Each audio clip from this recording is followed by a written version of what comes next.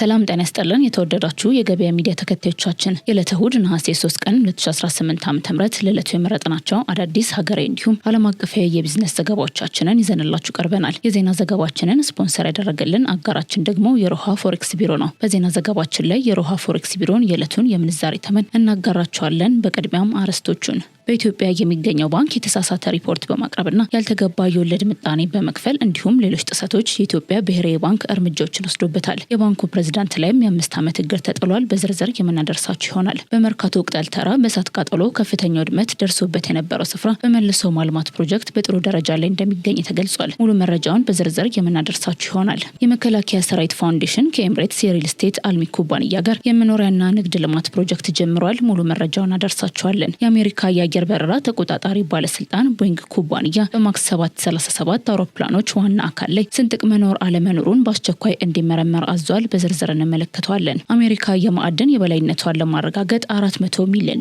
ኢንቨስት ለማድረግ ከአውስትራሊያ ጋር ስምምነት አድርጋለች። በተለይም ለአውሮፕላን ማምረቻ፣ ለመከላከያ ኢንዱስትሪና ሌሎች ዘርፎች ጥቅም ላይ የሚለው ስካንዲየም የተሰኘው ማዕድን ለማግኘት ነው ስምምነቱ እየተደረገው። በዝርዝር የምናደርሳችሁ ይሆናል። ወደ ዜናዎቹ አለፍን። በ2 ሚሊዮን 700 ሺህ ብር አጠቃላይ ዋጋ የመኖሪያ አፓርትመንት ጫካ ፕሮጀክት አካባቢ መገናኛ ላይ በፍጥነትና በጥራቱ ከሚታወቀው ከቴምር ፕሮፐርቲስ ስቱዲዮ በ2 ሚሊዮን 700 ሺህ ብር አጠቃላይ ዋጋ፣ ባለ 1 መኝታ በ4 ሚሊዮን 400 ሺህ ብር አጠቃላይ ዋጋ፣ ባለ 2 መኝታ በ6 ሚሊዮን 700 ሺህ ብር አጠቃላይ ዋጋ እንዲሁም ባለ 3 መኝታ በ8 ሚሊዮን 300 ሺህ ብር አጠቃላይ ዋጋ ይዞላችሁ መጥቷል። ይህ ዋጋ 100% ለሚከፍሉ ደንበኞች ሲሆን 20%ን ከፍላችሁ ቀሪውን 80% በ17 ዙር ከፍላችሁ የምታጠናቅቁበትን እድል አመቻችቶላችኋል። 40%ን ቀድማችሁ ከከፈላችሁ 10% ቅናሽ አግኝታችሁ ቀሪውን የቤታችሁን 60% ክፍያ ቤታችሁን ስትረከቡ መክፈል የምትችሉበትን እድል አመቻችቶላችኋል። በተጨማሪም በሳር ቤት፣ በቡልጋሪያ እንዲሁም በካዛንቺስ አዋሬ ላይ ከባለ 1 እስከ ባለ 3 መኝታ አፓርትመንቶችን በ30% ቅናሽ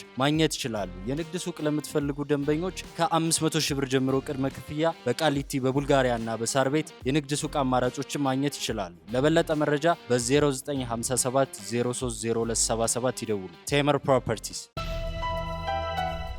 በቃጠሎ ከፍተኛ ጉዳት ደርሶበት የነበረው የመርካቶ ቅጠል ተራ ወደ ዘመናዊ የንግድ ማዕከልነት እየተቀየረ መሆኑ ተገለጸ። ከ3 ወራት በፊት በአዲስ አበባ ከተማ ከንቲባ አዳነች አቤቤ የተጀመረው የቅጠል ተራ መልሶ ማልማት ፕሮጀክት በአሁኑ ወቅት በፍጥነት የተገነባ መሆኑ ተገልጿል። አካባቢው በቃጠሎ ከተጎዳ በኋላ የነጋዴዎችና የአካባቢው ነዋሪዎች ትኩረት ያደረጉበት ይህ ስፍራ አሁን ዘመናዊ በሆነ መልኩ እየተገነባ ይገኛል ተብሏል። በፕሮጀክቱ 9 ዘመናዊ ብሎክ ህንፃዎች በ3 ዋና የግንባታ ደረጃዎች እየተገነቡ ይገኛሉ። ከነዚህም ውስጥ 4ቱ ብሎኮች ነሐሴ ወር አጋማሽና መጨረሻ ሙሉ በሙሉ እንደሚጠናቀቁ ተገልጿል። ቀሪዎቹ 2 ብሎኮችም ከ2 ሳምንታት በኋላ ወደ መጨረሻ የማጠናቀቂያ ምዕራፍ እንደሚገቡ የፕሮጀክቱ አማካሪ አቶ ጌታቸው ኃይሌ ገልጸዋል። የቅጠል ተራ መልሶ ማልማት ፕሮጀክት በህንፃ ግንባታ ብቻ አይወሰንም የተባለ ሲሆን አማራጭ መንገድ፣ የመኪና ማቆሚያ፣ የልጆች መጫወቻ ስፍራ፣ የእግር ኳስና የቅርጫት ኳስ ሜዳዎችም እየተገነቡ ነው። በተጨማሪም ለግቢው አጠቃላይ አገልግሎት የሚል የከርሰ ምድር ውሃ ጉድጓድ ቁፋሮና የመንገድና የዋና ውሃ መስመሮችን ከሪዘርቬሽን ጋር የማገናኘትና የመብራት መስመር ዝርጋታም በስፋት እየተከናወነ ነው። የፕሮጀክቱ አማካሪ እንደገለጹት የግንባታው ፍጥነት ከተሻሻለው የስራ ባህል ጋር የተያያዘ ነው። ከቃጠሎ ጉዳት በኋላ የተጀመረው ይህ መልሶ ማልማት በአካባቢው የነጋዴዎችን የስራ ሁኔታ ለማሻሻልና የመርካቶን የንግድ አካባቢ ወደ ዘመናዊ ደረጃ ለማሸጋገር የታለመ ነው ተብሏል።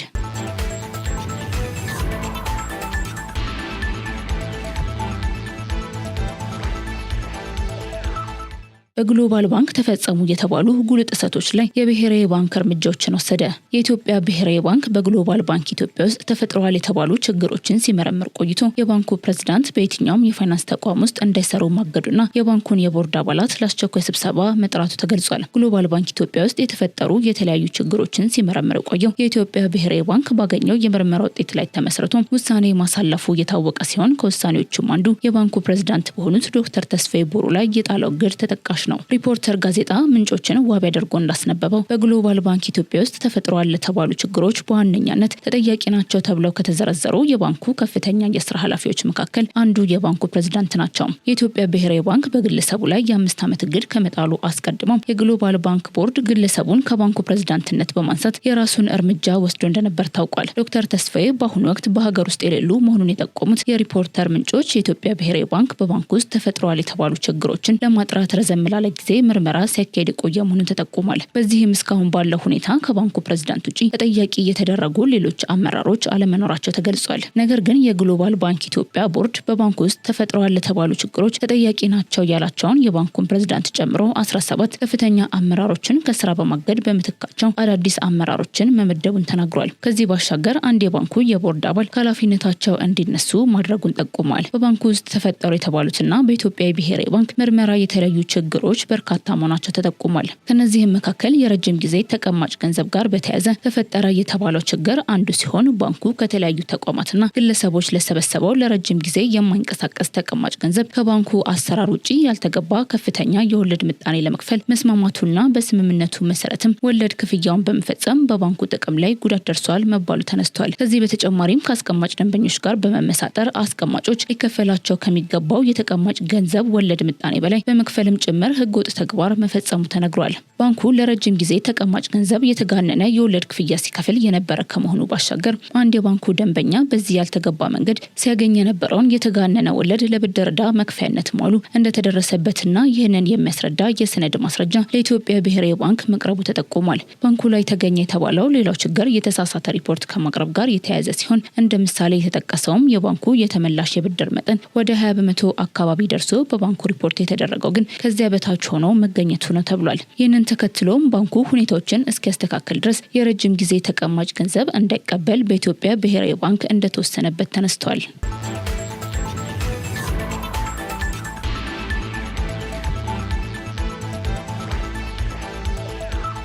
የመከላከያ ሰራዊት ፋውንዴሽን ከኤምሬትሱ ሪፖርቴጅ ፕሮፐርቲስ ጋር የመኖሪያና ንግድ ልማት ፕሮጀክት ጀመረ። የመከላከያ ሰራዊት ፋውንዴሽን እና በዩናይትድ አረብ ኤምሬትስ የሚገኘው የሪል ስቴት አልሚ ኩባንያ ሪፖርቴጅ ፕሮፐርቲስ የመኖሪያና የንግድ ተግባራትን ያካተተ የጋራ ልማት ፕሮጀክት መጀመራቸው ተገልጿል። በ23000 ካሬ ሜትር ስፋት ላይ የሚገነባው ፕሮጀክቱ 2 የመኖሪያ ህንፃዎችን ያካተተ ሲሆን በአጠቃላይ 1086 አፓርታማዎችም እንደሚኖሩ ተገልጿል። በተጨማሪም ፕሮጀክቱ ወደ 15000 ካሬ ሜትር የሚጠጋ የንግድ ቦታ የመዝናኛ ስፍራዎችና የተለያዩ የአረንጓዴ ቦታዎችን ያካትታል። የመከላከያ ሰራዊት ፋውንዴሽን የቦርድ ሰብሳቢ ማርታ ሉዊጅ ፕሮጀክቱ የስራ ዕድል ከመፍጠር ባለፈ የኑሮ ደረጃን ለማሻሻልና ዘመናዊ የግንባታ ቴክኖሎጂ እውቀትን ወደ ኢትዮጵያ ለማሸጋገር አስተዋጽኦ እንደሚያደርግ ገልጸዋል። በፕሮጀክቱ ማስጀመሪያ ስነ ስርዓት ላይ ንግግር ያደረጉት ሰብሳቢዋ ፕሮጀክቱ ኢንቨስትመንትን በማነቃቃትና የከተማ አቀማመጥ በማሻሻል ለአዲስ አበባ ኢኮኖሚያዊና ማህበራዊ ለውጥ አስተዋጽኦ እንደሚያደርግ ጠቁሟል። ፕሮጀክቱ ለወደፊት ዓለም አቀፍ ኢንቨስትመንቶችና በኢትዮጵያ ያለውን የባለ ሀብቶች እምነት ለማጠናከር እንደ ሞዴል ሊያገለግል እንደሚችልም አክለዋል። የሪፖርቴጅ ግሩፕ ሊቀመንበር አሪፍ እስማኤል አልሃሪ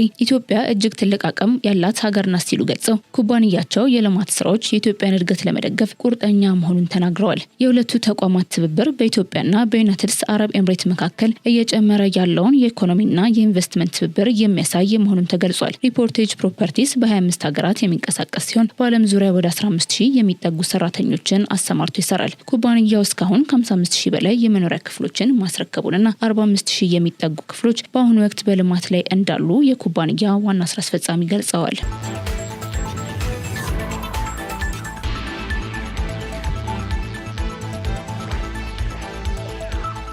ባለስልጣኑ በመቶዎች የሚቆጠሩ ቦይንግ 737 ማክስ አውሮፕላኖች ላይ ምርመራ እንዲደረግ አዘዘ።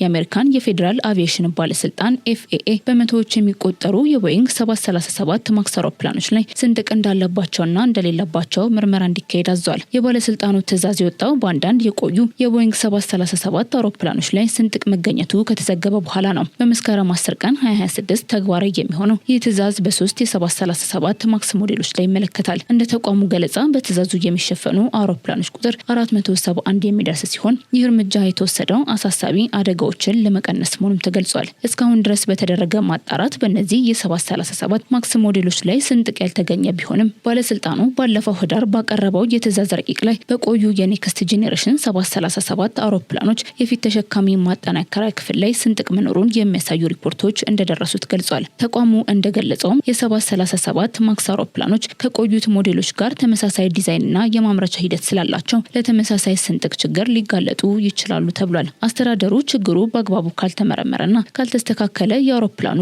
መዋቅራዊ ጥንካሬ ሊጎዳ እንደሚችል አስጠንቅቋል። ቦይንግ በበኩሉ ችግሩን ከዚህ በፊት ለይቶ ማሳወቁንና ችግሩን በተመለከተ ላለፉት 6 ዓመታት ሲሰራበት መቆየቱን አስታውቋል። ቦይንግ በ2019 ተጎጂ ሊሆኑ የሚችሉ የኔክስት ጄኔሬሽን 737 አውሮፕላኖች ኦፕሬተሮች የምርመራ መመሪያ መላኩንና በ2021 ምርመራውን አስገዳጅ ማድረጉን የአሜሪካን የፌዴራል አቪዬሽን ባለስልጣን ገልጿል። ኩባንያው እንደገለጸው ምርመራውን ወደ 737 ማክስ አውሮፕላኖችም አስፋፍቶ ነበር። የባለስልጣኑ አዲሱ ትዕዛዝ ደግሞ ይህንኑ የምርመራ ሂደት አስገዳጅ አድርጎታል ሲል ኤፒ ኒውስ ዘግቧል።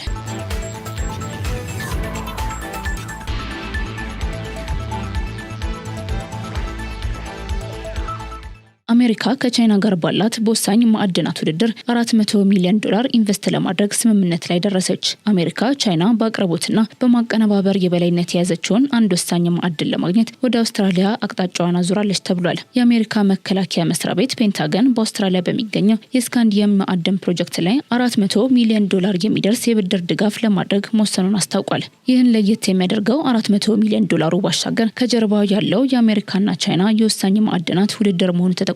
ስካንዲኒየም በመከላከያ ኢንዱስትሪ፣ በአውሮፕላን ማምረቻ፣ በዳታ ማዕከላት እንዲሁም በ5G እና 6G ቴክኖሎጂዎች አስፈላጊ የሆነ ማዕድን ነው። በተለይም ከአልሙኒየም ጋር ተቀላቅሎ ቀላል ነገር ግን ጠንካራ ሙቀትና ዝገትን የሚቋቋም ቁሳቁስ ለማምረት ይረዳል። የዚህ ማዕድን አቅርቦትና ማቀነባበር በከፍተኛ ደረጃ በቻይና ቁጥጥር ስር ይገኛል። ቻይና ባለፈው ዓመት ለመከላከያ ምርቶች የሚውሉ ወሳኝ ማዕድናትን ወደ ውጭ መላክ ላይ ገደቦችን ማድረጓ አሜሪካ አማራጭ የአቅርቦት ምንጭ እንድትፈልግ አድርጓታል ተብሏል። በዚህም አውስትራሊያ ለአሜሪካ አስፈላጊ አማራጭ በመሆን በኒው ሳውዝ ዌልስ የሚገኘው ፕሮጀክት የምዕራባውያን የስካንዲየም አቅርቦት ዋነኛ ምንጭ እንዲሆን ታቅዷል። የፕሮጀክቱ ባለቤት የሆነው ሰንራይዝ ኤነርጂ ሜታልስ ከአሜሪካው የመከላከያና የአውሮፕላን አምራች ኩባንያ ጋርም ስምምነት አድርገዋል። በስምምነቱ መሰረት ኩባንያው ከሚያመርተው ስካንዲየም 25% ለመጀመሪያዎቹ 5 የማዕድን ማውጫ ዓመታት ለአውሮፕላን አምራች ኩባንያው ለማቅረብ ስምምነት ላይ መደረሱ ተነግሯል። ይህም የአሜሪካ እርምጃ በስካንዲየም ላይ ብቻ የተገደበ አይደለም ያሉት ፕሬዚዳንት ዶናልድ ትራምፕ አሜሪካ የወሳኝ ማዕድናትና የባትሪ ፕሮጀክቶችን ለማሳደግ በአጠቃላይ $3 ቢሊዮን ኢንቨስት እንደምታደርግ አስታውቀዋል። አሜሪካ በቴክኖሎጂ በመከላከያና በኢንዱስትሪ ለሚያስፈልጓት ወሳኝ ማዕድናት ከቻይና ጋር ያላትን ጥገኝነት ለመቀነስ እየገነባች ያለችው አዲስ የአቅርቦት ሰንሰለት አካል መሆኑን የዘገበው አልጀዚራ ነው።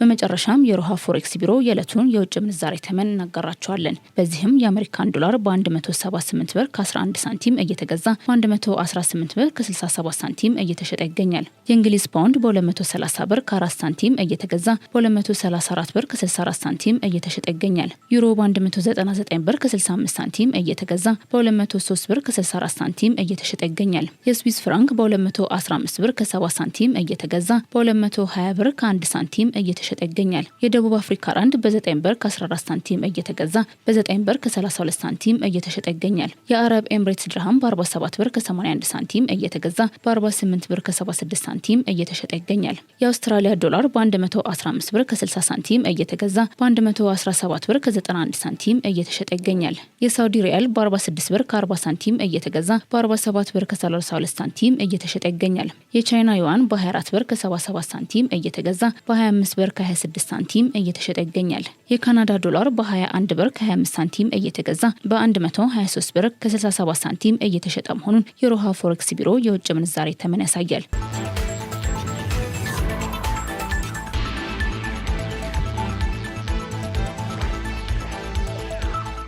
ውድ የገበያ ሚዲያ ተከታዮቻችን ለዕለቱ የመረጥናቸው ሀገር አቀፍና ዓለም አቀፍ የቢዝነስ ዘገባዎቻችን እነዚህን ይመስላሉ። መልካም ቀን ይሁንላችሁ። በ2 ሚሊዮን 700 ሺህ ብር አጠቃላይ ዋጋ የመኖሪያ አፓርትመንት ጫካ ፕሮጀክት አካባቢ መገናኛ ላይ በፍጥነትና በጥራቱ ከሚታወቀው ከቴምር ፕሮፐርቲስ ስቱዲዮ በ2 ሚሊዮን 700 ሺህ ብር አጠቃላይ ዋጋ፣ ባለ 1 መኝታ በ4 ሚሊዮን 400 ሺህ ብር አጠቃላይ ዋጋ፣ ባለ 2 መኝታ በ6 ሚሊዮን 700 ሺህ ብር አጠቃላይ ዋጋ እንዲሁም ባለ 3 መኝታ በ8 ሚሊዮን 300 ሺህ ብር አጠቃላይ ዋጋ ይዞላችሁ መጥቷል። ይህ ዋጋ 100% ለሚከፍሉ ደንበኞች ሲሆን 20%ን ከፍላችሁ ቀሪውን 80% በ17 ዙር ከፍላችሁ የምታጠናቅቁበት የምትችሉበትን እድል አመቻችቶላችኋል። 40%ቱን ቀድማችሁ ከከፈላችሁ 10% ቅናሽ አግኝታችሁ ቀሪውን የቤታችሁን 60% ክፍያ ቤታችሁን ስትረከቡ መክፈል የምትችሉበትን እድል አመቻችቶላችኋል። በተጨማሪም በሳር ቤት፣ በቡልጋሪያ እንዲሁም በካዛንቺስ አዋሬ ላይ ከባለ 1 እስከ ባለ 3 መኝታ አፓርትመንቶችን በ30% ቅናሽ ማግኘት ይችላሉ። የንግድ ሱቅ ለምትፈልጉ ደንበኞች ከ500 ሺህ ብር ጀምሮ ቅድመ ክፍያ በቃሊቲ፣ በቡልጋሪያ እና በሳር ቤት የንግድ ሱቅ አማራጮችን ማግኘት ይችላሉ። ለበለጠ መረጃ በ0957 030277 ይደውሉ። ቴምር ፕሮፐርቲስ